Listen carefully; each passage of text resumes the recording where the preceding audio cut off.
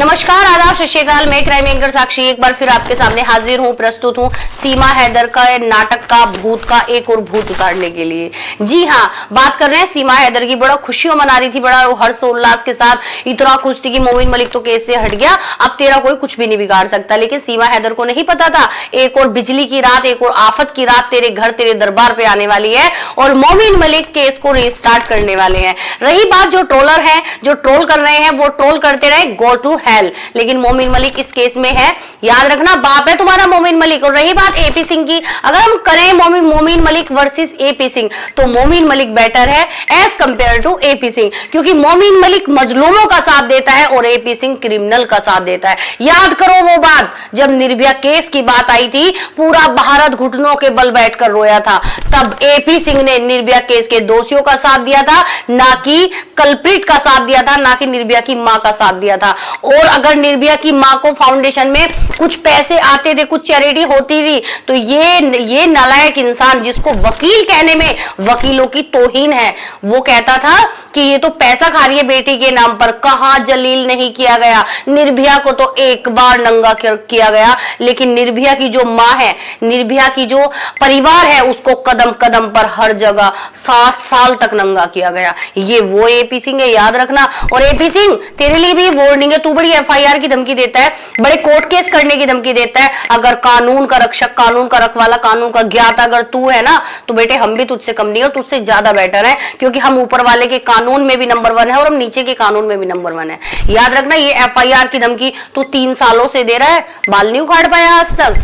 ठीक है, तेरी औकात सीमा हैदर जैसी गटर के पास हो सकती है, लेकिन हमारी नहीं हो सकती। हमारे लाख इख्लाफात हो पाकिस्तान से, और हैं और हमेशा रहेंगे। हम नहीं जानते क्या है पाकिस्तान, ना हमारे पाकिस्तान के साथ कोई रिश्ते हैं और ना कभी होंगे। तू हमें कितना टेररिस्ट बोल ले, कुछ भी बोल ले, तू इतना बड़ा जिहादी है, जहां बात राम रहीम, आसाराम या सतपाल जैसे लोगों की आएगी, हनीप्रीत जैसे लोगों की आएगी, वह इतिहास के काले अक्षरों में, सुनहरे अक्षरों में नहीं, काले अक्षरों में तेरा नाम लिया जाएगा।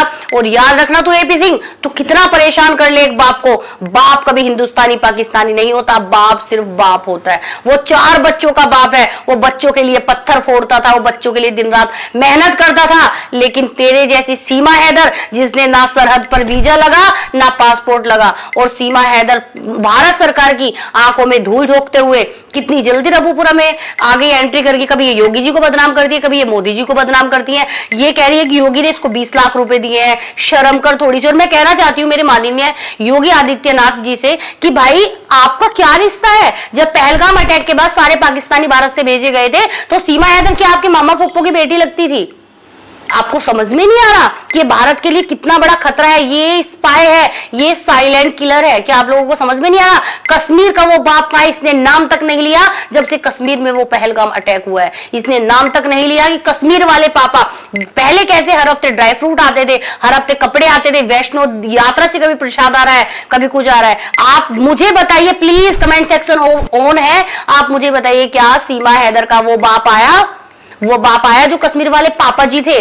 क्योंकि नहीं, अटैक हो गया ना पहलगाम में, क्योंकि इसने कराया।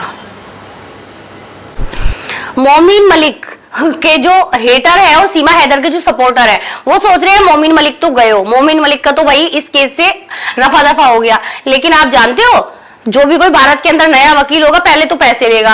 पैसे 1-2 लाख नहीं, कम से कम 15-20 लाख इंडियन करेंसी, जो पाकिस्तान की बैठती है कम से कम 70-80 लाख। ठीक है, नानसार बढ़नी देने वाला है। गुलाम हैदर के पास, बेचारे के पास कुछ है ही नहीं, तो ये मोमिन मलिक सर ही रहने वाले हैं। मोमिन मलिक सर से बेटर कोई वकील ना भारत के अंदर इन्हें मिल सकता है। हालांकि बहुत ज्यादा वकील यहाँ बेटर है, सब एपी सिंह जैसे नहीं है, लेकिन मोमिन मलिक सर अपनी जेब से तन मन धन से लगा रहे हैं ना, तो ये धन वाला वकील नहीं मिलेगा, तन मन वाला तो मिल जाएगा। ठीक है, तो याद रखना, मोमिन मलिक की सीमा हैदर तेरा सुपड़ा साफ कराएगा। और मोमिन मलिक सर ने कम्युनिटी पे कुछ लगाए थे पेजेस, जिसमें केस ट्रांसफर हुआ है अनदर कोर्ट में, और बहुत सारी चीजें हैं जो समझ जा रहा है सीमा हैदर के घर, वो सारी चीजें लगाई हैं एपी सिंह ने, वो मोमिन मलिक सर ने। तो एपी सिंह सावधान, बिल्कुल सावधान हो जा, तू लाख कोशिश कर। तूने निर्भया केस के दोषियों को बचाया था ना, लेकिन अंत में क्या हुआ था?